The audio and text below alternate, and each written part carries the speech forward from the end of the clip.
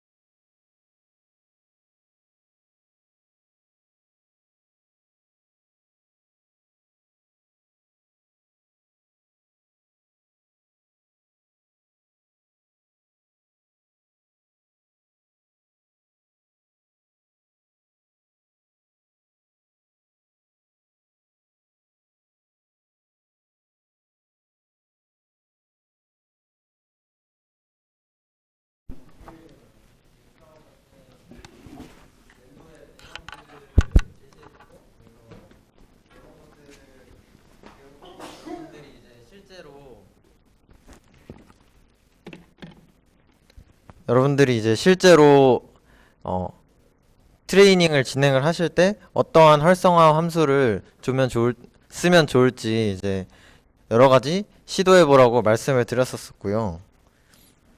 그리고 이제 웨이트 이니셜라이제이션도 배웠는데 지금은 자비에르 이니셜라이즈라는 방법을 쓰고 이제 대부분 기본적으로 여러분이 쓰는 케라스 모델에도 이런 방법이 이미 적용이 되어 있다라는 점을 말씀을 드렸었습니다.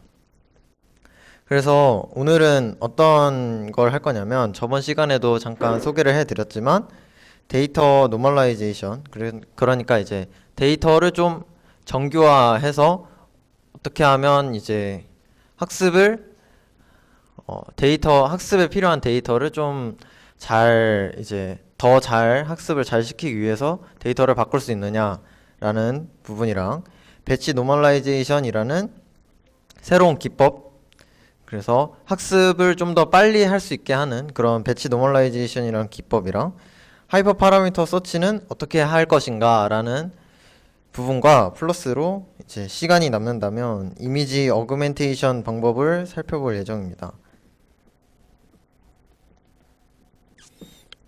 그래서 여기 밑에 있는 거는 이제 다음 주가 아니라 내일 할 거가 이제 옵티마이저를 어떤 거를 선택할 것이냐, 옵티마이저의 종류가 뭐가 있고 어떤 원리로 작동이 되는지 그런 거를 배울 거고, 그 다음에 레귤러라이제이션의 여러 가지 방법, 이를테면 드롭아웃 같은 그런 기법들을 다 내일 이제 소개해 드릴 예정입니다.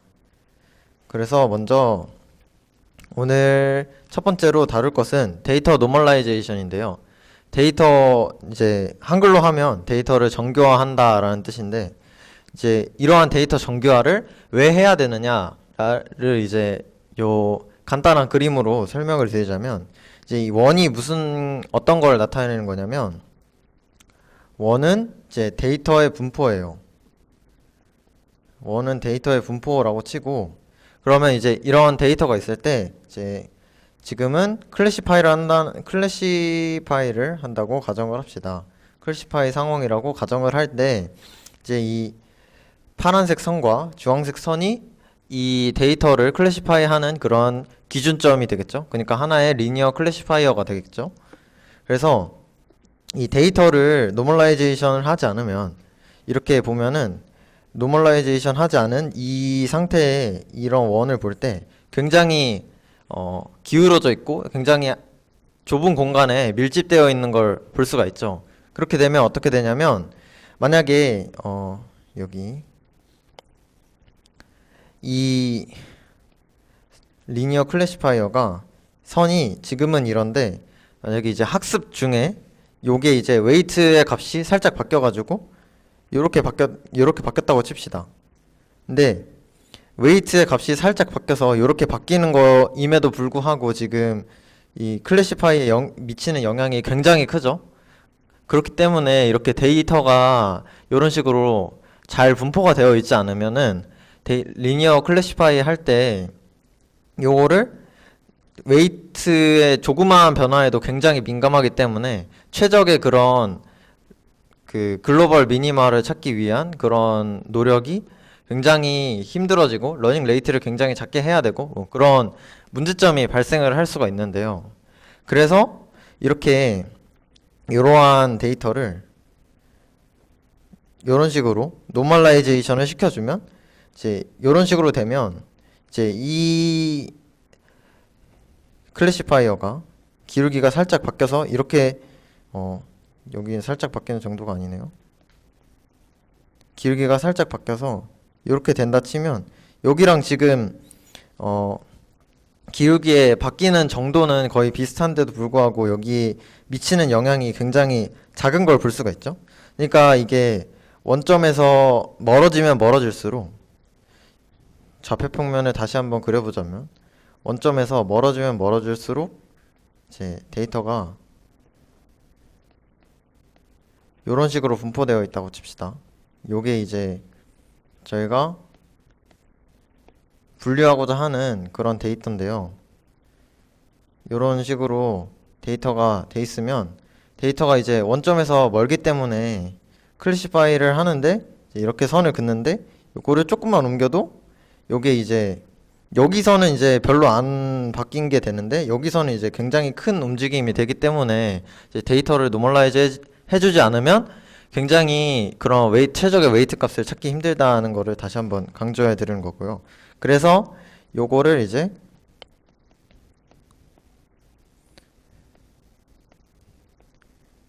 데이터를 원점에 가까운 그런 위치로 옮기면 조금 더 웨이트의 그런 값을 조정하기가 편하다라는 점을 말씀드리고 싶습니다.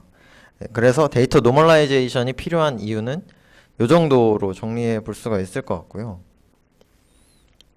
그래서 제가 직접 한번 일단 노멀라이제이션을 한 것과 안 한 거의 비교를 하기 위해서 저번에 렉처 5번째 때 사용했던 사이파 10 데이터셋을 가지고 했던 것에다가 단순히 데이터를 이제 위에랑 같은 식으로 원점가 민이 제로가 되게 하고 평균이 0이 되게 하고 이제 데이터의 스케일을 이제 낮춰주는 그런 작업을 진행을 했었는데 그런 걸 하고 나니까 이제 노멀라이제이션을 하기 전에는 여기 끝에 이제 발리데이션 어큐런시에 주목을 해주시면 될 것 같아요. 끝에를 주목해 주시면 지금 이제 쭉 오면서 55% 정도가 나왔었는데 노멀라이제이션을 하고 난 후에는 발리데이션 데이터가 굉장히 빠르게 수렴을 하는 것을 빠르게 수렴을 하는 것을 볼 수가 있죠. 그래서 그래서 데이터 노멀라이제이션을 하고 난 후가 이거고 이게 애프터 노멀라이제이션이고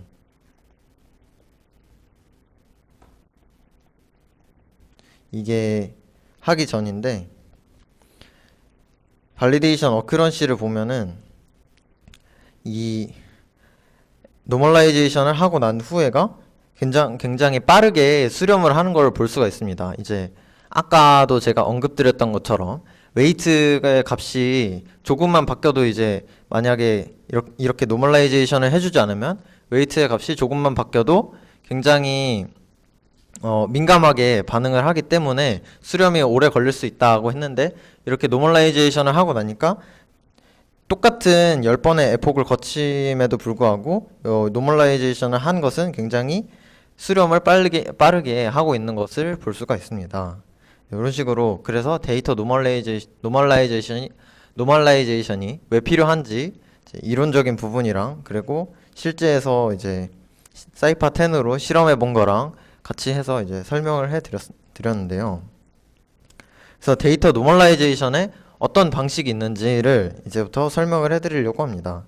그래서 먼저 첫 번째는 이제 데이터 스케일링이라고 스케일링이라고도 하는 그런 방식인데, 이게 뭐냐면 새로운 x를 이제 x에서 x 민으로 뺀 값을 가장 최대값 x의 가장 최대값에서 x의 가장 작은 값으로 뺀 값을 이제 x 새로운 x로 저장을 한 건데, 이제 x 하니까 조금 이해가 힘드실 수도 있는데, 이제 저희가 네 번째 렉처에서 다뤘던, 그리고 최근에도 EM리스트를 하고 있죠. 그래서 M리스트랑 EM리스트 데이터를 한번 생각을 해봅시다.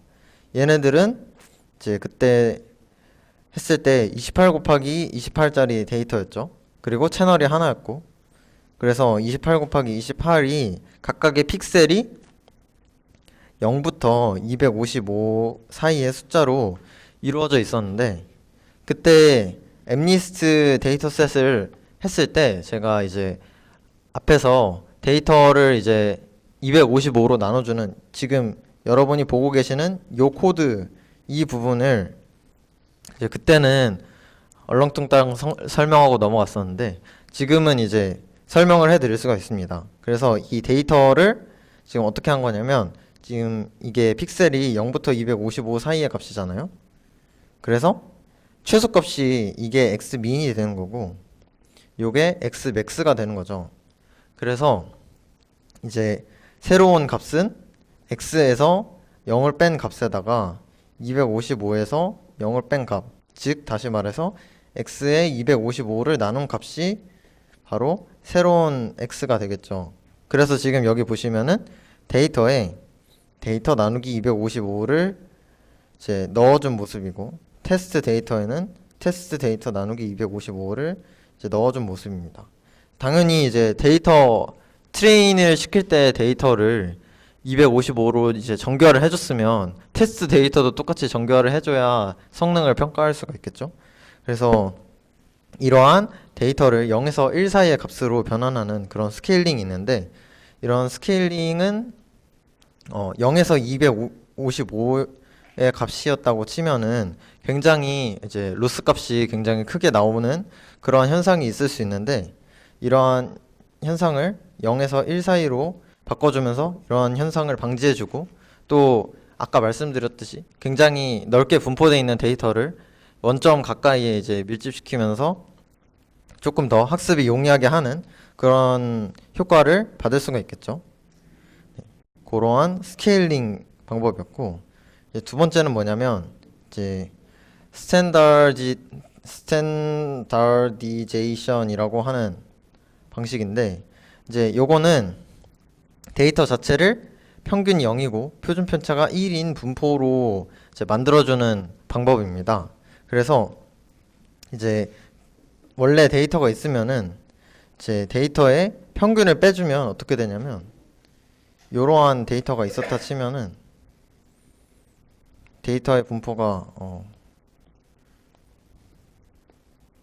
이런 식으로 돼 있었다 치면은, 요거를 이제 평균의 1로 만들어주는 거는, 요거를 이제 이렇게 바꿔주는 게 이제 평균이 0으로 만들어주는 그런 행위겠죠.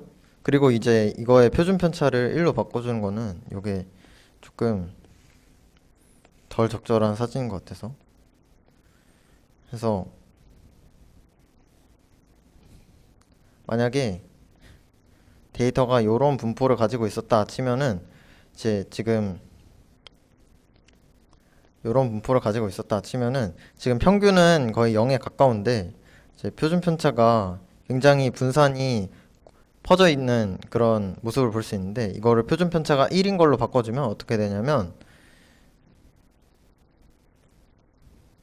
요런 식으로 요런 식으로 여기랑 여기랑 길이가 비슷하게 나오는 그런 분포가 돼요. 그래서 이제 아까 말씀드린 그러한 데이터 노멀라이제이션의 특징을 가장 잘 살리고 있는 그러한 것인데, 이제 평균이 0이고 표준 편차가 1인 분포로 만들어주는 그런 방법도 많이 쓰인다고 합니다. 그래서 제가 원래는 이거를 자세히 설명을 안 하고 그냥 넘어가려고 했던 게, 이미지에서는 이러한 방식이 그렇게 많이 쓰이지 않는다고 들었었는데, 어제 찾아보니까 이미지에도 이러한 이제 0에서 1 사이로 바꿔주는 그런 기법이랑 이제 데이터를 평균이 0이고 표준 편차가 1인 분포로 만들어주는 거. 이거는 이제 취향에 따라 다르지만 평균을 0으로 바꿔주는 작업은 거의 필수적으로 하고 있다고 들어가지고 이제 여러분들도 아셔야 될 것 같아서 이렇게 설명을 드리게 됐습니다. 그래서 이미지에 대해서 하는 그런 경우를 이제 저희가 다루는 게 이 강의의 제목도 비전 처리 홀로서기고 이제 저희가 다루는 게 이미지를 많이 다루다 보니까 이러한 이미지를 한번 생각을 해보면 이미지에 대해서 만약에 이러한 스탠다디제이션을 한다고 가정을 해봅시다. 그러면 평균과 표준 편차를 구해야 될 텐데 이러한 평균과 표준 편차는 어디서 나오는 건지 생각을 해볼 수가 있어요. 그래서 이 평균과 표준 편차를 각 이미지에 대해서 할지 아니면 전체에 대해서 그냥 전체에 대해서 통으로 평균과 표준 편차를 구해가지고 이제 해버릴 수도 있고 아니면 각 이미지에 대해서 이미지마다 이미지 자체의 평균과 표준 편차를 구해서 이미지마다 이제 노멀라이제이션을 시켜줄 수가 있는데 이제 그러한 방식을 이제 GCN 그리고 LCN이라고 부릅니다. 이게 무슨 말이 약자냐면요. GCN은 이제 글로벌 컨트래스트 노멀라이제이션의 약자고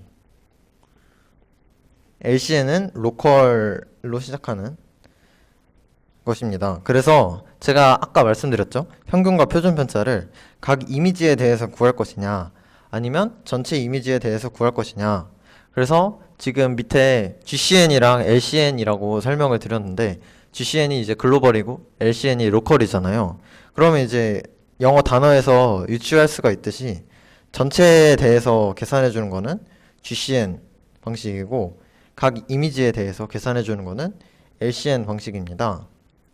그래가지고 여기를 보시면은 지금 이 GCN은 이러한 데이터셋이 이미지 데이터셋이 있다고 가정을 하면 이 이미지셋의 전체의 평균 이미지를 구합니다.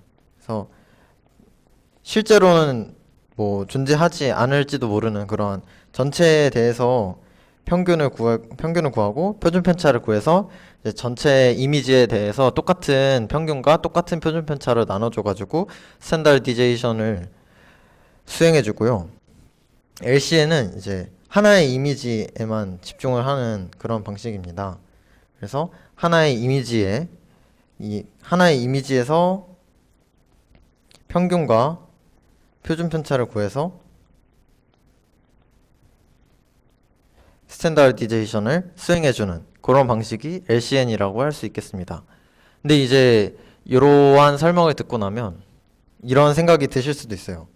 그러면 GCN이랑 LCN의 경우에는 테스트 데이터에 대해서 스탠다디제이션을 어떻게 수행해 주느냐라는 의문이 드실 수도 있는데 이제 그거는 어떻게 해주냐면 LCN 같은 경우에는 이제 LCN은 간단하죠. 뭐 한 이미지에 대해서 해주는 거니까 테스트 이미지의 각각의 이미지에 대해서 평균과 표준 편차를 구해줘가지고 스탠다디제이션을 해주면 될 텐데 GCN은 어떻게 하느냐? 테스트 데이터 전체에 대한 그런 글로벌한 평균과 표준 편차를 구해서 해줄 수도 있고 아니면 이 트레이닝 데이터셋에서 구한 그런 값을 이용해서 해줄 수도 있겠죠. 네, 정답은 뭐냐면 GCN의 경우에는 테스트 데이터에서 이제 테스트 데이터를 할 때 이제 원래 트레인 데이터에서 나온 그러한 평균과 표준 편차가 있겠죠. 이거를 테스트 데이터에 직접 적용을 시킵니다. 테스트 데이터에서 따로 구하는 게 아니라 그냥 트레인 데이터셋에서 구한 값을 이제 테스트 데이터에 적용을 시켜가지고 한다고 합니다. 이런 점을 조금 주의해가지고 해주시면 될 것 같고요. 이제 이미지를 노멀라이제이션 하는 방법에는 이런 방법이 있고 또 이제 위에서 봤듯이 이런 0에서 1 사이의 값으로 스케일링 하는 작업도 이미지에서 굉장히 많이 쓰인다 라고 말씀을 드렸고요. 그래서 지금 제가 이제 사이파 10을 아까 설명을 할 때 노멀라이제이션을 적용을 했다고만 했지 어떤 노멀라이제이션을 적용했다고 설명을 안 드렸잖아요. 그래서 요 사이파 10에는 어떠한 노멀라이제이션을 적용을 했냐면 먼저 이제 GCN 방식으로 GCN은 이제 전체 이미지에 대한 평균과 표준 편차를 구하는 방식이죠. 근데 이제 저는 표준 편차는 구해주지 않았고 표준 편차를 구해서 이제 이미지에 표준 편차를 구해가지고 스탠다디제이션을 해주는 그런 그거의 비주얼라이제이션도 있는데 그걸 제가 넣어올 걸 그랬네요. 그러니까 아쉽네. 그래서 이제 그거를 하게 되면은 이제 약간 좀 이미지의 그런 특색이 조금 사라지는 그런 현상이 조금 있거든요. 그래서 픽셀 간의 약간 상관관계가 없어지는 뭔가 중심 특징적인 부분에만 그런 데이터가 남아있고 이제 주변 부에는 그런 이미지가 사라지는 약간 그런 느낌이 드는 사진이 나오는데 그렇게 표준 편차를 해서 스탠다디제이션을 해주면 그런 느낌이 나오는데 이제 그런 느낌이 나와서 저는 이제 스탠다드 디베이션으로 나눠주지는 않았고 그냥 데이터에서 일단 데이터를 255로 나눠준 다음에 데이터의 평균을 구해서 데이터를 빼줬습니다. 그래서 이런 방식으로 노멀라이제이션을 했더니 이전보다 훨씬 더 수렴을 잘 하더라 라고 사이파 10의 경우에는 이제 저는 이렇게 했었지만 여러분이 또 이제 이거를 여러 가지 방식으로 바꿔볼 수가 있겠죠. 이것도 일종의 여러 가지 방식으로 여러분들이 실험을 해볼 수가 있는데 이제 저는 GCN 방식으로 이거를 노멀라이제이션을 했지만 여러분은 또 LCN 방식으로 한번 해볼 수도 있을 거고 이제 저는 표준 편차를 나눠주지 않았지만 여러분이 이제 표준 편차를 데이터 나누기 mp 표준 편차를 나눠줘서 해줄 수도 있을 거고 아니면 이런 스케일링을 안 하고 해줄 수도 있을 거고 이제 굉장히 다양한 방법이 있을 수가 있겠죠. 그래서 여러분들이 혹시 여유가 되신다면 사이파 10 그때 올려드린 자료를 가지고 한번 굳이 사이파 10이 아니고 지금 이제 EM리스트 데이터를 가지고 그 컨테스트를 하잖아요. 컴페티션인가요? 아무튼 이제 뒤에 코딩 실습에서 EM리스트를 가지고 할 텐데 그거에 대해서 노멀라이제이션을 어떤 식으로 적용할까 하고 생각해 보는 것도 여러분들의 그런 학습 성능을 높이는데 하나의 중요한 지표가 될 수가 있으니까 한번 고민해서 적용을 해 보시기 바랍니다. 네. 그렇게 이제 데이터 노멀라이제이션에 대한 설명은 여기까지였고요. 이 다음엔 뭐냐면 배치 노멀라이제이션이라는 건데 배치 노멀라이제이션이 근본적으로 나오게 된 이유는 이제 배치 노멀라이제이션에 대한 설명은 조금 이따가 하기로 하고 배치 노멀라이제이션이 나오게 된 근본적인 이유는 먼저 그레디언트 베니싱 문제 때문이에요. 이제 이게 예전에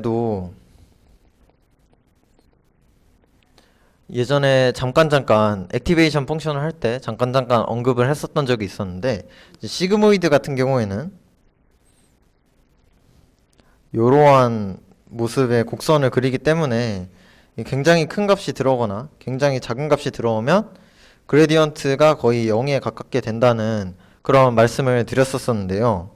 이 문제가 뭐냐면 바로 그레디언트 베니싱 문제입니다. 그래서 이제 백프로파게이션을 진행할수록 뒤로 갈수록 그레디언트가 사라지고 그래서 결국 초반부에 있는 레이어는 그레디언트가 거의 업데이트가 안 된다라는 그런 얘기를 저번에 액티베이션 펑션을 설명하면서 드렸었는데 그래서 이제 그레디언트가 사라지는 그런 문제를 해결하기 위해서 그때는 어떻게 했었냐면 렐루를 이제 사용을 하자라고 했었고 또 이제 렐루를 사용하니까 문제가 생겼었죠. 그래서 렐루를 사용하니까 데드 렐루 프로블럼이 있어서 이제 러닝 레이트를 크게 하면 갑자기 렐루가 죽어버려가지고 학습을 못하게 될 수도 있겠구나 해서 러닝 레이트를 줄이고, 그리고 이제 저번에 웨이트 이니셜라이제이션 하는 법을 배우면서 이니셜라이제이션을 잘 해야 이제 이 친구가 그레디언트가 없어지지 않고 계속 쭉 레이어에 전달이 되겠구나 해서 이니셜라이제이션을 했었죠. 이니셜라이제이션.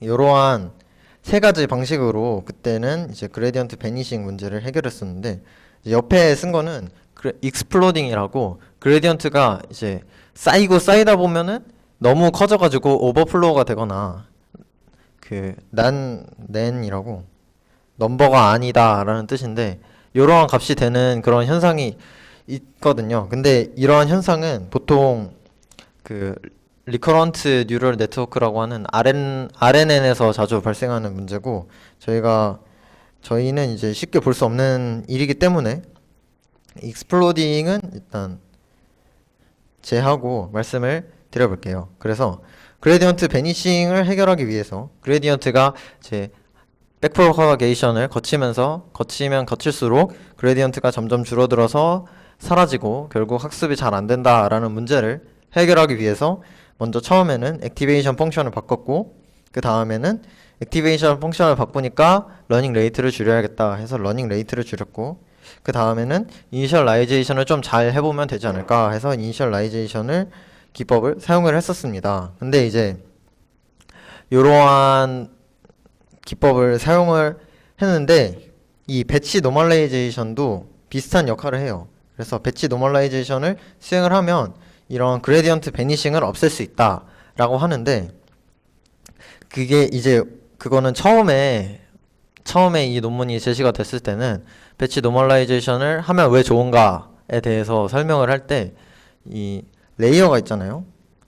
지금 이 그림을 먼저 설명을 하자면, 레이어가 있는데 이 레이어에 들어가는 인풋 값이, 여기는 인풋 1이라고 하고, 여기는 이제 이게 없다고 칩시다. 일단은 없다고 치고, 여기는 이제 인풋 2가 들어가겠죠. 여기서 레이어에서 나온, 이 레이어 첫 번째 거에서 나온 아웃풋이 요거의 레이어 2의 인풋이 되겠죠. 그래서 레이어 2에서 나온 아웃풋이 인풋 3가 되고 레이어 3로 들어가겠죠. 이 인풋의 분포를 살펴보면 요게 너무나도 다르다는 거예요. 그래서 요 인풋의 분포가 계속 변화하기 때문에 학습을 잘 못하는 것 같다라고 이제 이 논문을 처음 낸 사람들이 얘기를 했었는데, 최근에 한 2018년인가 발표된 그런 논문에 따르면 사실 배치 노멀라이제이션이 잘 되는 이유가 그게 아니라 다른 거다라고 지금 발표를 한 논문이 있어가지고 의견이 분분한 상태라서, 저도 이제 배치 노멀라이제이션이 왜 잘 되는지는 저도 이제 설명을 해드릴 수가 없고요. 그건 이제 연구원분들이, 저보다 똑똑한 분들이 해결해야 할 문제이고, 그래서 저는 오늘 여기서는 이제 배치 노멀라이제이션이 왜 잘 되는가에 대해서보다는 배치 노멀라이제이션을 하면 좋다, 그래서 어떻게 하는가를 이제 설명을 해드리려고 합니다. 실제로 이제 배치 노멀라이제이션을 활용을 하면 CNN에서 굉장히 성능이 엄청나게 향상되는 거를 보실 수가 있는데, 이제 먼저 여기 이 박스 안을 보시면 이제 배치 노멀라이제이션이 뭐냐면, 배치마다 이제 처음에 말씀을 드렸었잖아요. 이거의 아이디어가 뭐냐면, 요 인풋 값들의 분포가 너무 다르다라는 거였기 때문에, 그래서 어떤 아이디어를 가지게 됐냐면, 여기 들어오는 인풋이랑 여기 들어오는 인풋의 분포가 같도록 하자라는 게 이 배치 노멀라이제이션의 목적이거든요. 그래서 여기에서 나오는 아웃풋이 이 배치 노멀라이제이션이라는, 이게 발음하기 너무 어려워가지고 앞으로 이제 BN이라고 부를게요. 이제 이 BN 레이어를 지나면서 원래 이제 아웃풋의 이제 분포가 원래는 와리가리였다면, 이제 비슷한 분포로 조금 더 정교화를 시켜주겠다라는 그러한 목적을 가지고 실행이 된 겁니다. 그래서 대략적인 방법은 위에서 설명해드렸던 스탠다디제이션이랑 굉장히 비슷해요. 그래서 보시면은 이제 미니 배치라는 게 있는데 이 미니 배치가 어떻게 보시면 되냐면 여러분들이 그냥 그 케라스에서 배치 사이즈 이제는 몇 이렇게 하잖아요.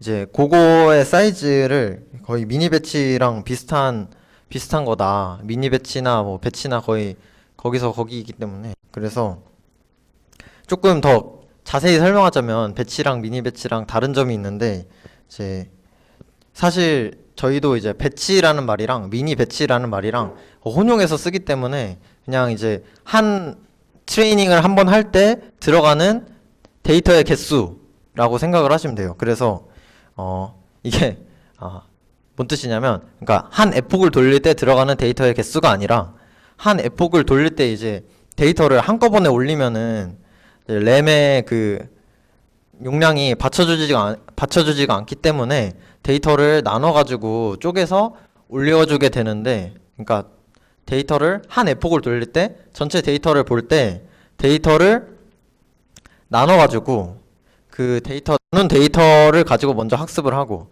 그 다음에 그 나머지 데이터를 가지고 학습을 하고 이런 식으로 진행을 하게 되는데 이제 램의 성능 때문에 그런 식으로 진행을 하게 되는데 그거의 사이즈가 바로 그렇게 나눠진 그것들을 이제 미니 배치라고 보시면 될 것 같아요. 그래서 한 에폭을 돌릴 때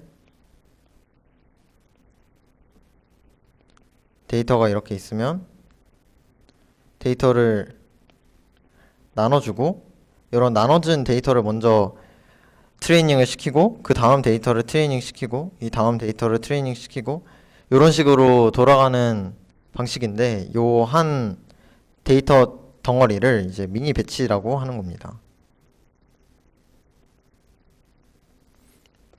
그래서 이 미니 배치가 이제 한 데이터에 이제 트레이닝을 시킬 때 요 레이어들을 하나의 미니 배치가 요 레이어들을 쭉 지나겠죠? 그래서 이렇게 쭉 지날 때 배치 노멀라이제이션에 들어오면 얘는 어떻게 하느냐면 그 미니 배치의 평균이랑 이렇게 여기서 지금 들어온 요 인풋 값의 평균이랑 스탠다드 DJ 그 표준 편차를 구해서 이렇게 표준화를 합니다.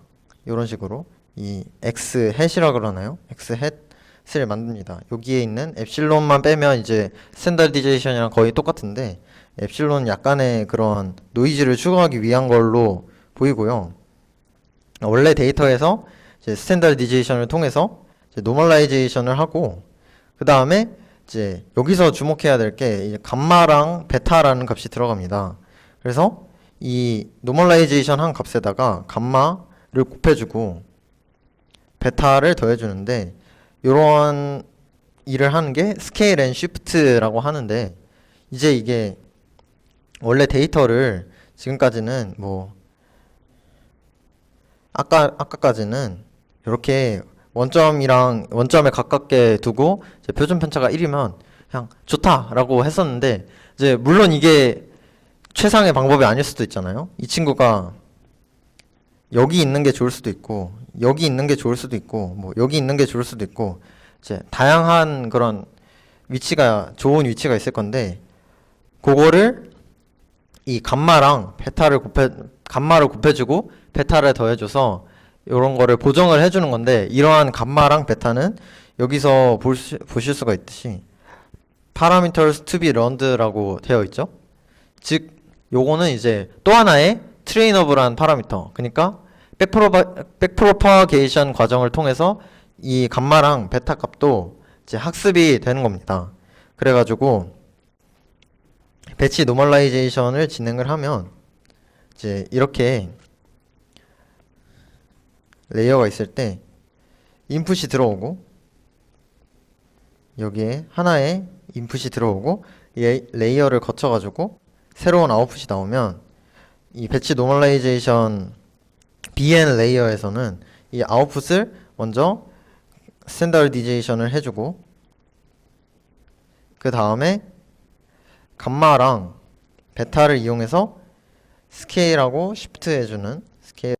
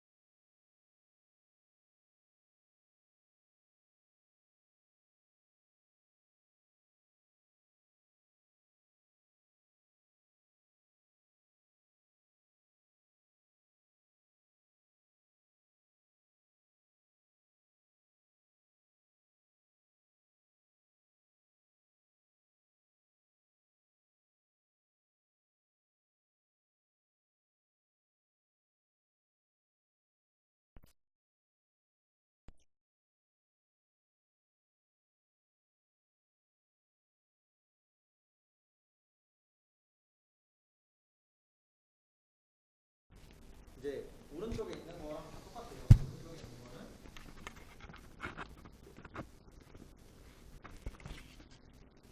거는 다 똑같습니다. 오른쪽에 있는 거는 컨볼루션 뉴럴 네트워크, 그 다음에 맥스플링, 그 다음에 컨볼루션, 그 다음에 이거 칸이 작네. 그래서 컨볼루션, 맥스플링, 컨볼루션, 맥스플링, 그 다음에 풀리 커넥티드 레이어 하나, 그 다음에 10개의 소프트맥스, 이런 식으로 구성이 돼 있는데, 요 오른쪽 걸 보시면 이제 오른쪽 거는 뭐냐면 여기 사이사이에 컨볼루션과 맥스플링 사이사이에 여기에 배치 노멀라이제이션이 들어가 있고, 여기에 배치 노멀라이제이션이 들어가 있는 모습이 바로 이 왼쪽 겁니다. 왼쪽 거고, 오른쪽 거는 이제 BL 레이어를 적용하지 않은 그런 건데, 이제 여기서 여러분들이 이제 눈썰미가 좋으신 분들이라면 조금 이 파라미터의 개수에 대해서 의문을 가지실 수가 있어요. 배치 노멀라이제이션 레이어에서 파라미터의 개수가 256개라고 나오고, 이제 여기서는 갑자기 이상한 게 추가가 됐죠. 여기서는 논 트레이너블 파라미터의 개수가 0개였는데 여기서 갑자기 논 트레이너블 파라미터의 개수가 256개가 추가가 됐습니다. 그래서 아니 그러면 지금 배치 노멀라이제이션을 두 개를 넣는데 각각의 파라미터가 256개씩인데 그럼 하나는 지금 거의 있느냐 없느냐랑 똑같은 거 뭐라 그래야 되죠?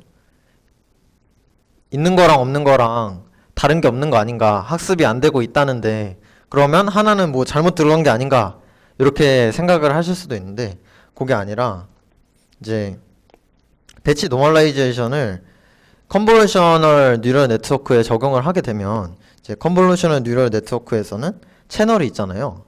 이제 채널 개수가 있는데 지금 여기에는 필터가 64개이기 때문에 아웃풋 쉐이프에서 채널이 64로 나오죠. 그러면 이 64개의 채널을 가진 그 데이터를 배치 노멀라이제이션 레이어에 통과시키면은 이 친구가 각 채널, 그러니까 하나의 채널마다 4개의 파라미터를 만듭니다. 4개의 파라미터가 뭐냐면 아까 말씀드린 감마랑 베타라는 파라미터가 그 중에 당연히 포함이 돼 있겠고요. 요건 이제 트레이너블한 파라미터. 그리고 다른 하나는 뭐냐면 이제 평균이랑 표준 편차가 들어갈 그런 자리를 이제 마련을 해 놓는 거죠. 그래서 요거는 이제 트레이닝 할 수 없는 그런 파라미터잖아요. 그래서 이게 논 트레이너블이라고 불리는 겁니다. 논 트레이너블이라고 불리고, 그래서 그 하나의 채널당 이게 per 채널이니까 하나의 채널당 4개의 파라미터가 있으니까 지금 64개의 채널이 있는데 그 4개의 파라미터가 있으니까 256개의 파라미터가 있는데 128개는 감마랑 베타기 때문에 트레이닝이 가능한 거고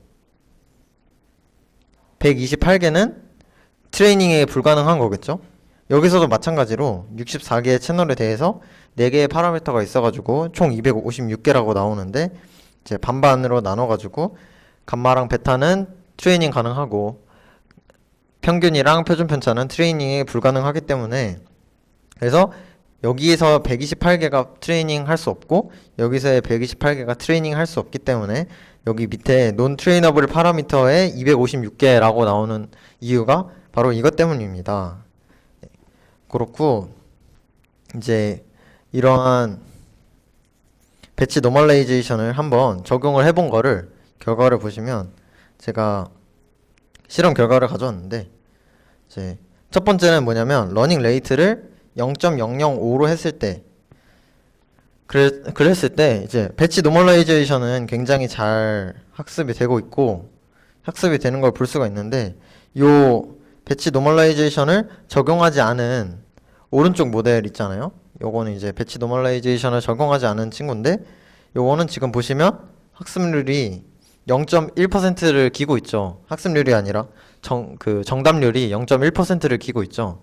지금 이 현상은 왜 일어나는 거냐면 러닝 레이트를 0.005라는 큰 수치로 잡았기 때문에 아까 저번 시간에 말씀을 드렸던 렐루에서 이제 러닝 레이트를 크게 잡으면 갑자기 렐루가 죽어버리는 그런 현상이 발생을 한다고 했잖아요. 그런 현상이 일어나서 지금 학습이 진행이 되지 않기 때문에 0.1%를 기고 있다고 해석하시면 될 것 같고요. 여기 위에는 반면 그런 현상을 방지해주기 위해서 그 각 레이어마다 표준화를 해줬기 때문에 그런 현상 없이 배치 노멀라이제이션을 통해서 굉장히 잘 학습이 되고 있는 모습이죠. 그래서 그거를 증명하는 자료가 바로 옆에 있는 게 러닝 레이트를 0.001로 했을 때는 이제 러닝 레이트를 조금 줄였을 때는 배치 노멀라이제이션을 적용하지 않은 것도 굉장히 학습이 잘 되고 있다라는 걸 보여주는데 이제 여기서 눈여겨보실 거는 러닝 레이트를 0.001로 적용을 하더라도 이제 학습을 하는 속도가 굉장히 이 친구랑 차이가 나고 있죠. 그래서 이 친구가 배치 노멀라이제이션을 진행을 하면 학습이 훨씬 더 빨리 진행됨과 동시에 러닝 레이트를 올려도 된다라는 그런 장점을 가지고 있습니다.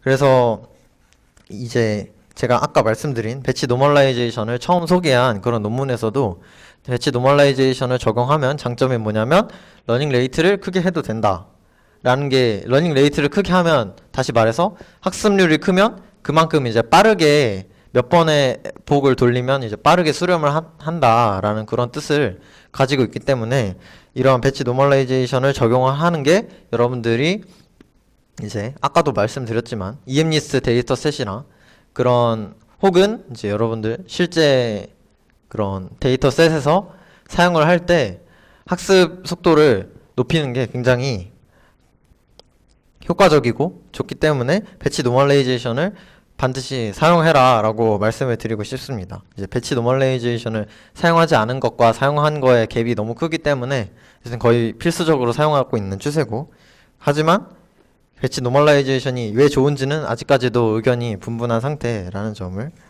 알아주셨으면 좋겠습니다. 네, 그래서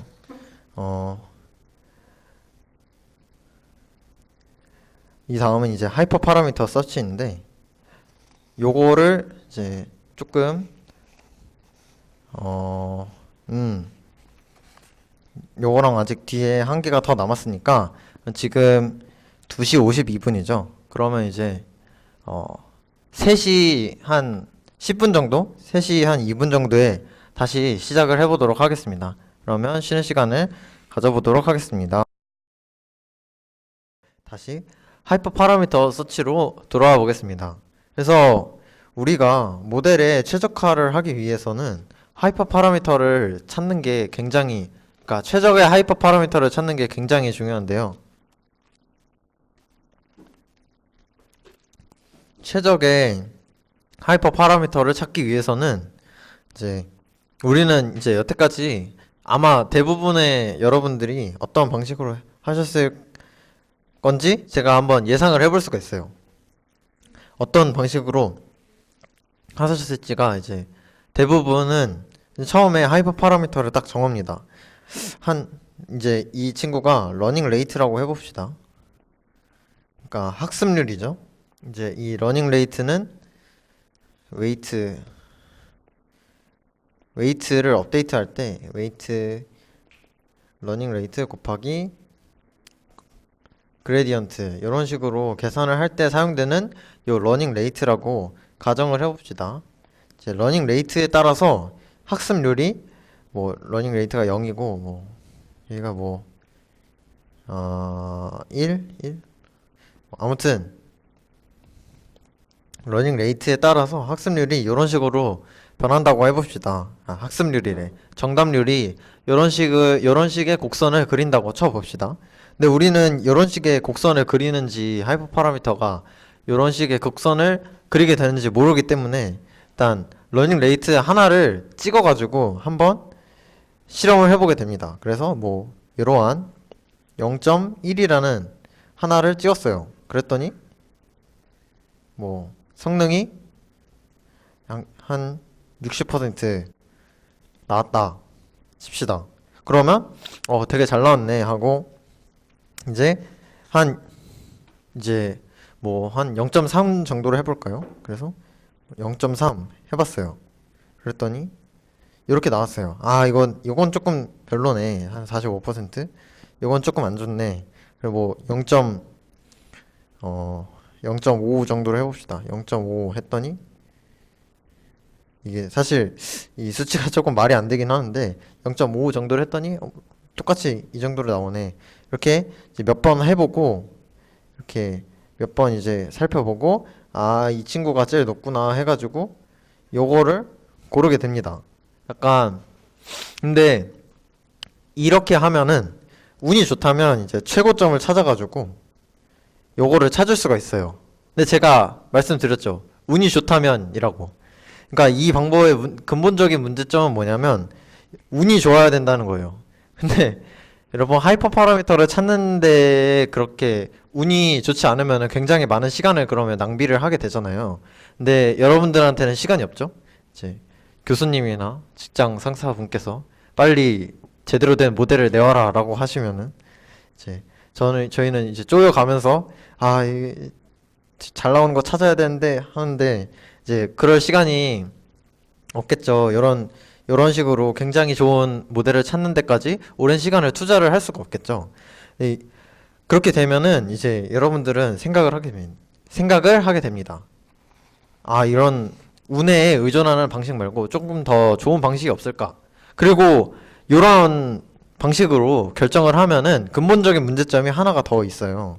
제가 웨이트를 이런 식으로 설명을 해드렸었잖아요. 그래서 웨이트가 이렇게 나온다라고 얘기를 했는데 이제 우리한테는 하이퍼 파라미터가 하나만 있는 게 아니기 때문에 굉장히 복잡합니다. 그래서 하이퍼 파라미터가 하나가 있는 게 아니에요. 러닝 레이트도 있을 수도 있고 정규화 로스를 구할 때 이제 로스가 이렇게 생겼다고 칩시다.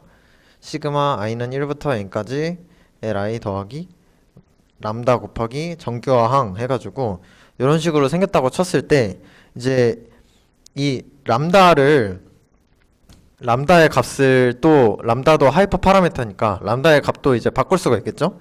그래서 뭐 운이 좋아가지고 여기를 찾았어요.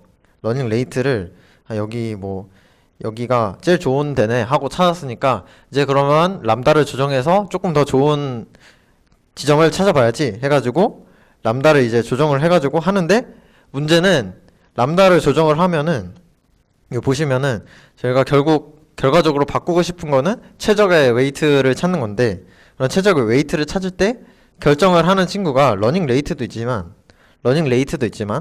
그레디언트도 이러한 웨이트의 값의 변화에 영향을 주고 있죠.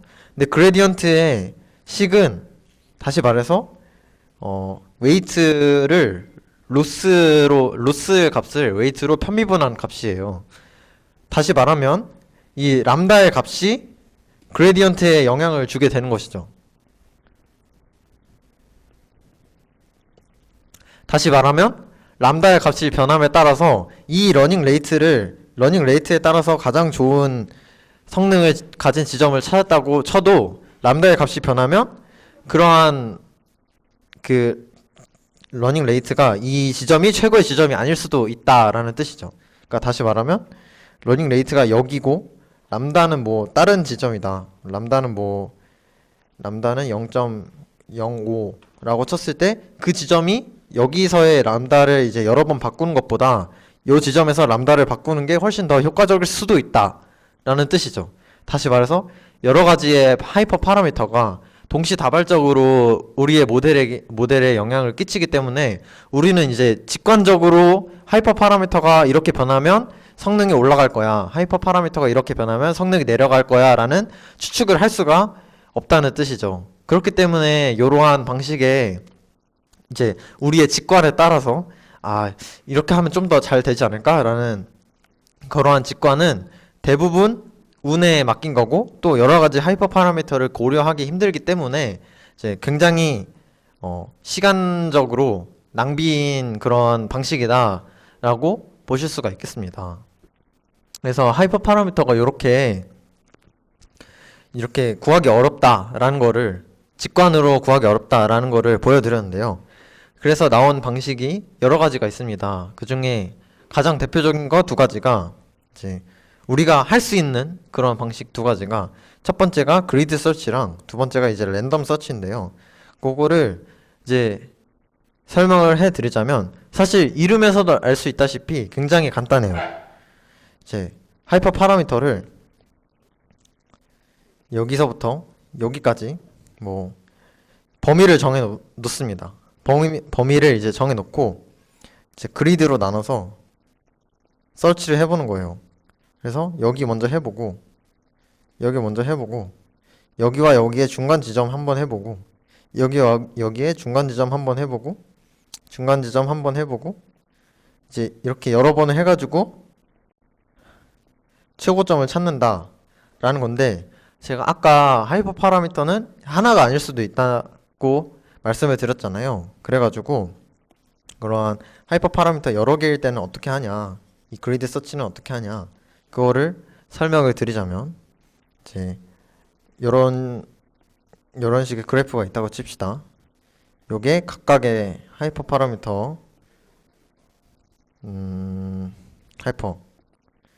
하이퍼라고 하면 이제 요거에 따라서 그래프가 뭐 요런 식으로 나오고 여기는 뭐 그래프가 요런 식으로 나온다고 치면 이제 그리드 서치는 뭐냐면 요 친구를 이렇게 격자로 나눠 가지고 여기 한번 보고 여기 한번 보고 여기 한번 보고 여기 한번 보고 요런 식으로 찾는 거예요. 그래서 여기를 봤더니 성능이 뭐 괜찮네, 여기를 봤더니 성능이 뭐 나쁘네 해가지고 이제 격자식으로 구간을 딱딱딱딱 잘라가지고 이제 서치를 하는 건데 이제 이런 방식의 문제점은 뭐냐면 이제 요것도 굉장히 비효율적이라는 거를 보시면 딱 알 수가 있어요. 그래서 사실 우리가 인간이 직관적으로 하는 방식이 요거랑 거의 비슷할 수도 있다고 보는 게 사실 사람들이 약간 규칙성을 조금 따르기 때문에 0.1 했으면 0.3 해보고 0.3 했으면 막 0.5 해보고 막 그러잖아요. 이제 그거랑 굉장히 비슷한데 이제 이렇게 하면 여기랑 여기 사이에 요 친구가 이제 가장 지금 최고점을 찍고 있는데 요 친구를 이제 찾을 때까지 그리드로 서치를 하면 되게 오래 걸린다는 그런 단점이 있고 또 하나 단점은 뭐냐면 이제 하이퍼 파라미터가 굉장히 성능에 굉장히 많은 영향을 끼치는 하이퍼 파라미터가 있을 수도 있고 성능에 굉장히 적은 영향을 끼치는 하이퍼 파라미터도 있을 수가 있어요. 근데 그러한 거 그냥 싹 다 무시해버리고 그냥 이제 그리드로 이제 격자로 나눠가지고 서치를 해버리니까 이제 이러한 부분은 얘네들보다 여기에서 성능이 더, 이 친구의 그 곡선이 더 약간 역동적이기 때문에 여기에 집중을 해서 여러 번 설치를 해야 되는데, 이제 그리드에 집중을 하다 보니까 그냥 이렇게 딱 네 번 이렇게 해버릴 수밖에 없는 약간 그런 문제점이 있습니다. 이런 그리드 서치는 이런 문제점이 있는데, 랜덤 서치를 볼게요. 랜덤 서치는 말 그대로 구간을 또 정합니다. 구간을 정하고 랜덤으로 첫 번째 뭐 여기서 여기 사이에 있는 거를 랜덤으로 이제 정해요. 첫 번째 뭐 여기, 두 번째 랜덤으로 해봤더니 여기, 세 번째 랜덤으로 여기, 뭐 네 번째 여기, 다섯 번째 여기, 여섯 번째 여기. 아, 얘네가 제일 좋네. 이런 식으로 할 수가 있겠죠. 근데 랜덤 서치는 그리드 서치에 비해서 장점이 뭐가 있냐면, 이제 아까 그림을 가져와 봅시다.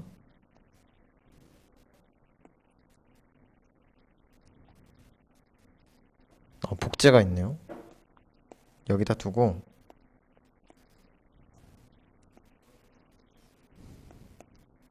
복사를 해서 가져왔는데, 여기 랜덤 서치의 경우에는 요거를 이제 그리드에 상관없이 그냥 막 여기저기 막 해보기 때문에 아까처럼 그리드로 이제 딱딱딱딱 나눠서 중요한 파라미터, 중요하지 않은 파라미터 그런 거 구분 없이 그냥 랜덤으로 이제 구간을 정해놓고 구하기 때문에 그리드 서치보다 훨씬 더 효율적으로 이제 최고의 그 학습 성능을 내는 그런 하이퍼 파라미터의 조합을 찾을 수가 있다는 장점이 있는데, 랜덤 설치도 단점이 있어요. 뭐냐면 말 그대로 랜덤이잖아요. 요것도 이제 사람이 직관으로 고르는 것처럼 요것도 조금 운에 많이 의존을 하고, 그리고 이제 문제가 하나 더 있는 게 뭐냐면, 아까 직관적으로 구하는 그런 하이퍼 파라미터 구하기는 뭔가 사람의 그런 직관으로 하긴 했지만,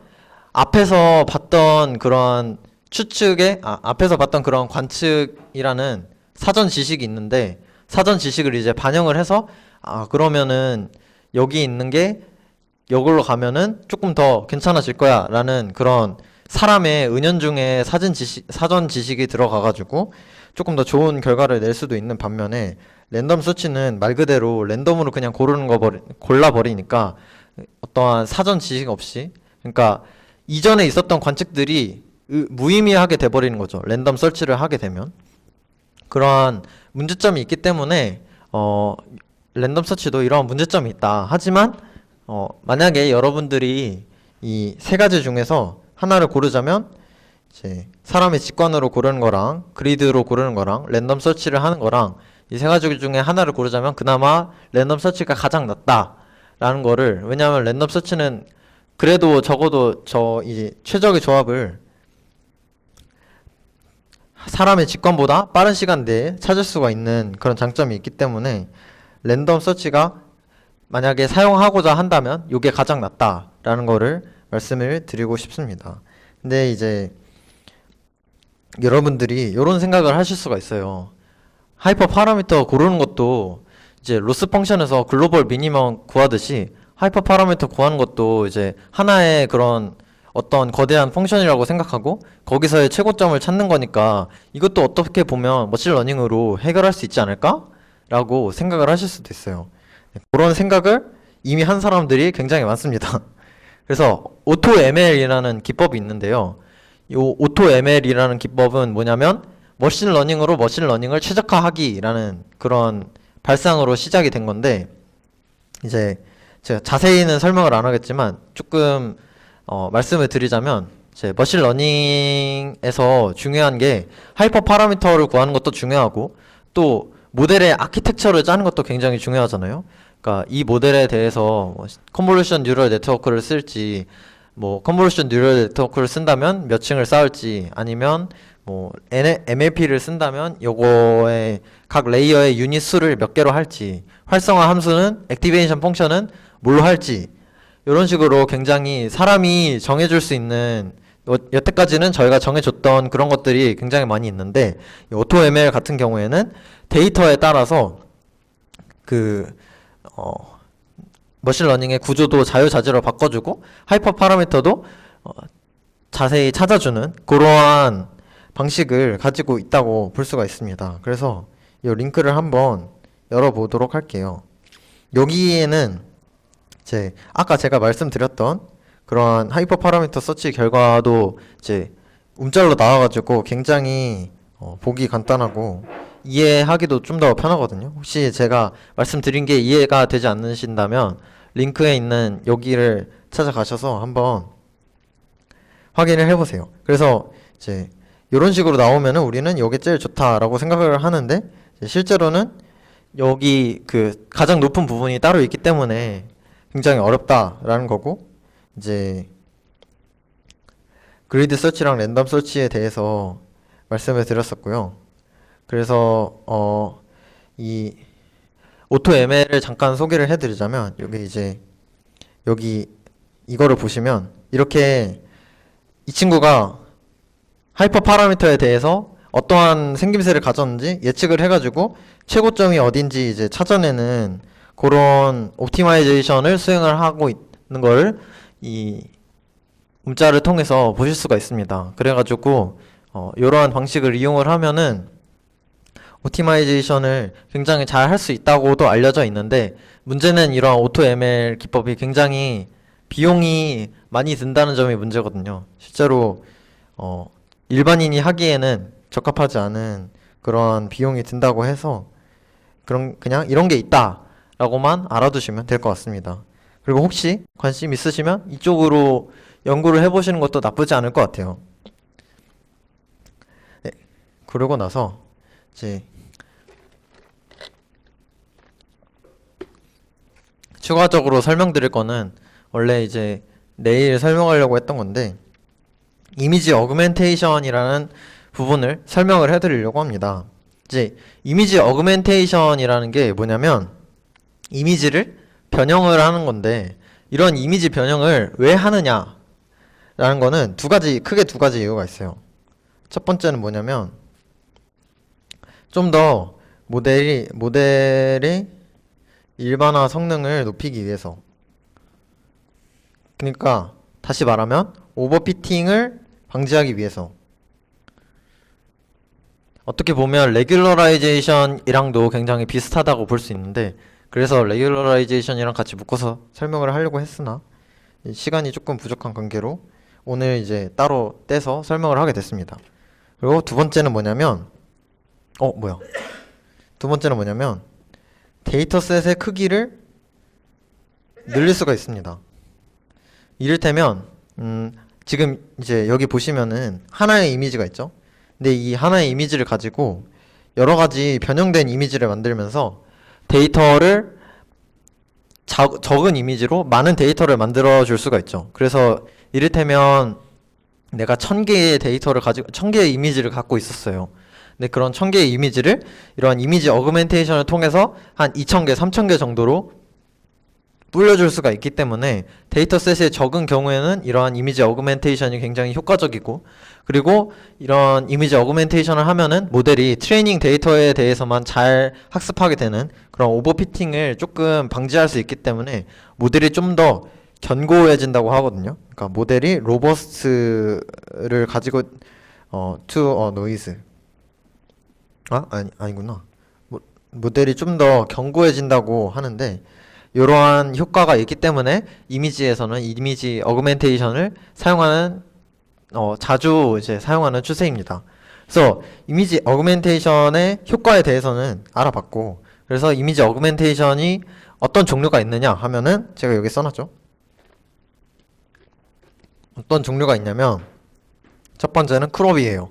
두 번째는 스케일, 플립, 트랜스레이트, 트랜스레이션, 로테이션, 그리고 애더 노이즈라는 이제 6가지 방법이 있는데, 이런 6가지 방법에 대해서 이제부터 설명을 하나씩 드려보도록 하겠습니다. 요거는 이제 금방 끝나니까 조금만 더 기다려주세요. 네. 그래서 먼저 크롭에 대해서 설명을 해드리자면, 크롭은 이제 굉장히 간단합니다. 이미지를 잘라내는 건데, 이제 여기서 자주 쓰이는 방법은 랜덤 크롭이라고 이미지의 랜덤한 부분을 잘라내는 거예요. 그래서 요거를 이런 식으로 잘라낸 게 지금 여기 나오는 이 사진이죠. 이거를 이런 식으로도 자를 수 있고 뭐 이런 식으로도 자를 수 있고 뭐 어디를 잘라도 상관은 없는데 이제 요 데이터에 붙은 라벨과 굉장히 일치를 해야겠죠. 이를테면 지금 이 데이터는 음, 버터플라이라는 라벨을 가지고 있다 칩시다. 버터플라이 스펠링 이게 맞나요? 제가 영어를 잘 못해서 아무튼 이게 나비라고 합시다. 나비라는 라벨을 가지고 있으면 지금 이 크롭을 할 때 여기 부분을 만약에 자르게 된다면 나비는 단 하나도 들어가지 않은 그런 부분을 크롭하게 된 거잖아요. 근데 그렇게 되면은 이제 굉장히 문제가 생기죠. 나비가 들어가지 않았는데 나비 이미지라고 학습을 하게 돼버리니까 문제가 생기기 때문에 크롭을 할 때에도 이제 아무리 랜덤 크롭을 해도 여러분들이 이제 라벨에 맞게 크롭이 됐는지를 체크를 해줘야 된다라는 거고, 이제 크롭을 만약에 하잖아요. 그럼 크롭을 하면 이제 이거의 사이즈가 원래 이미지의 사이즈보다 줄어들게 되는데, 그러한 이미지의 사이즈를 다시 원래 이미지의 사이즈와 맞도록 리사이즈 해주는 작업이 필요합니다. 리사이즈 해줘서 원래 이미지로 다시 돌려보낸다 라는 이런 작업이 이제 크롭입니다. 이런 작업이 크롭이라면 스케일이 있는데, 이 스케일과 크롭을 거의 같은 거라고 생각하실 수도 있어요. 네, 스케일이 다른 점은 뭐냐면, 스케일은 이제 두 가지 종류가 있는데, 스케일은 아웃워드 스케일이 있고 인워드 스케일이 있어요. 그러니까 바깥쪽으로 늘리느냐 안쪽으로 줄이느냐 이러한 방식의 차이인데, 스케일의 경우에는 이 원점을 가운데 점을 기준으로 해서, 가운데 점이 있죠? 가운데 점을 기준으로 해서 요거를 이제 지금 이거는 바깥쪽으로 이렇게 키운 거죠. 이미지를 키우고 다시 이 이미지의 원래 사이즈에 맞게 리사이즈를 해준 그런 모습이고, 이제 반대도 있어요. 그러니까 안쪽으로 이렇게 검은 화면이 있으면 이미지를 뭐 이렇게 줄이고 여기가 이렇게 그럼 검은색으로 가득 찼겠죠? 지금 뭐 따로 지정을 해준 게 없으니까 이런 식으로 인월드하게 스케일을 해주는 방법도 있는데, 요 방식을 했을 때는 그럼 이 검은 부분에 대해서 실제로 이런 이미지가 존재하지 않잖아요. 그러니까 배경이 지금 이렇게 생겼는데 그 배경이 갑자기 네모 테두리가 쳐지고 그 밖에는 다 검은색인 요런 사진이 현실에서는 존재하지 않기 때문에 우리는 요 검은 부분을 어떻게 채워야 될까라는 고민을 하기 시작합니다. 이제 그러한 방식은 여러 가지 방식이 있는데, 그거는 이제 오늘 여기서 설명해 드리기에는 조금 많은 것 같아가지고 제가 이따가 링크를 드릴 테니까 그 링크를 통해서 한번 참고를 해주시기 바랍니다. 그래서 스케일은 크롭이랑 조금 다르다라는 점과 스케일을 어떻게 하는지에 대해서 아웃워드랑 인워드 스케일이 있다라는 걸 말씀을 드렸고요. 그리고 플립은 간단합니다. 좌우 대칭이랑 상하 대칭이 있겠죠? 그래서 이제 요거는 이제 좌우로 바꾼 거고 상하로 바꿀 수도 있는데, 사실 이 사진의 경우에는 상하로 바꾸면은, 그러니까 나비가 요렇게 되는데, 요런 식으로 나비가 요런 식으로 나오는데 실제로 꽃이 요렇게 생기고 나비가 요렇게 돼 있는 사진은 없잖아요. 그래서 이 상하 대칭과 좌우 대칭을 하는 이 플립의 경우에도 이 이미지에 따라서 이미지가 이제 현실에 존재할 법한 그런 이미지를 가지고 학습을 해야 되기 때문에 어떤 상황에서는 이거를 플립을 해도 되고 어떤 상황에서는 플립을 하면 안 되는지 그런 것도 이제 잘 파악해서 사용을 해야 된다라는 거를 말씀을 드리고 싶고요. 그 다음은 이제 트랜슬레이션인데요. 요거는 이제 간단합니다. 이 이미지가 지금 검은 배경에, 뭐 이게 검은 배경이 딱히 아니더라도 사실 상관이 없거든요. 만약에 여기가 뭐 잔디밭이라고 해봅시다. 잔디밭에 테니스 공이 이렇게 있어요. 그러면 이 잔디밭에는 이 검은 색이 다 지금 잔디밭이라고 생각하고 해보면 이 잔디밭에는 테니스 공이 어디든지 있을 수가 있잖아요. 그러니까 지금 요 이미지가 원본 이미지인데 요게 오리지널이고 요게 오른쪽으로 이동한 거고 요게 위쪽으로 이동한 건데 이게 트랜슬레이션은 이미지의 X축이나 Y축을 따라서 그 이미지의 오브젝트를 옮기는 그런 기법인데 이게 어떨 때 효과적이냐면 이 이미지가 요 오브젝트가 이미지의 어느 곳에 있어도 상관없을 때 효과적이에요.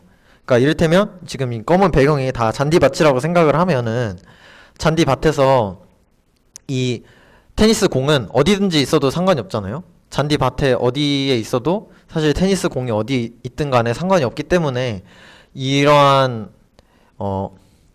모델이 이제 잔디밭 중간에 테니스 공이 있는 경우에만 이제 테니스 공을 분류하도록 학습시킬 수도 있기 때문에 이런 식으로 트랜슬레이션을 해주면 이제 컨볼루션 뉴럴 네트워크가 요거를 볼 때 가운데만 보지 않고 여러 군데를 봐가지고 테니스 공의 그 모양을 직접적으로 학습하게 하는 효과를 얻을 수가 있습니다. 그래서 트랜슬레이션은 이런 점에서 굉장히 아까 말씀드린 그러한 오버피팅을 막아주는데 굉장히 효과적이다라고 할 수가 있겠고요.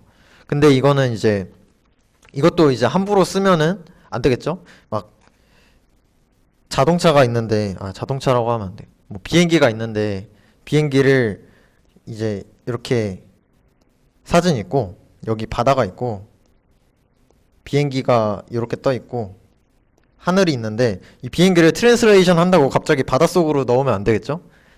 그렇기 때문에 이런 트랜슬레이션도 굉장히 그 사진에 따라서 잘 분류해가지고 써야 된다라는 점을 또 말씀드리고 싶었고요. 다시 말해서 이미 계속해서 강조를 하고 있는데 이미지 어그멘테이션은 하면 무조건 좋은 게 아니라 물론 하면 좋긴 한데 이제 사진에 맞게 써야만 이제 이미지 어그멘테이션의 효과를 볼 수가 있기 때문에 사진마다 이제 적절한 그런 어그멘테이션 방법을 찾아서 해주는 게 가장 중요하다라는 점입니다. 여러분들이 많이 졸리신 것 같으니까 빨리 끝내도록 하겠습니다. 그리고 로테이트가 있는데 로테이트는 말 그대로 이제 돌리는 거예요. 돌리는 건데 이제 로테이션을 하면은 여기 보시면 지금 이렇게 검은 부분이 생겼죠? 그래서 이런 검은 부분을 아까도 말씀드렸지만 여기를 어떻게 채울 것인가 이제 여러 가지 방법이 있거든요. 여기를 이제 반사시킬 수도 있고 리플렉트라는 방법 그리고 아니면 그냥 하나의 색으로 콘트라스트가 아니라 뭐지? 어쨌든 하나의 그 콘스탄트로 채워주는 그런 방법도 있고 여러 가지 방법이 있는데 그거는 이따가 링크를 드리도록 하겠고요. 이런 로테이션이라는 이런 방법도 있고 근데 이 로테이션을 그 90도를 하거나 180도를 하면 180도를 하면 플립을 한 거랑 거의 비슷한 효과를 받게 되기 때문에 로테이션도 이제 그 각도에 대해서 굉장히 조심스럽게 해야 된다. 로테이션을 하고 플립을 하면 똑같은 거잖아요. 사실 그러니까 플립을 위아래로 해버리고 로테이션을 180도로 해버리면 거의 똑같은 거라고 봐도 되기 때문에 그러한 점에서 이제 로테이션을 할 때도 주의가 필요하다라는 점이랑 마지막으로 노이즈를 추가하는 방법이 있는데 요거는 이제 요거는 이제 뭐라고 얘기하냐면 하이 프리퀀시한 피처를 제거해 준다고 말을 하더라고요. 하이 프리퀀시 피처가 뭐냐면 이제 자주 등장하는 그런 특징, 사진에 자주 등장하는 특징이라고 보면 되는데 뭐냐면 이를테면 제가 또 사진을 적절하게 골랐는데 꽃에 나비가 있어요. 그러면 이 모델은 어떻게 학습을 하게 되냐면 이러한 비슷한 사진들을 많이 추가를 하면은 모델은 꽃이 있으면 무조건 나비구나 라는 이상한 생각을 하게 돼버립니다.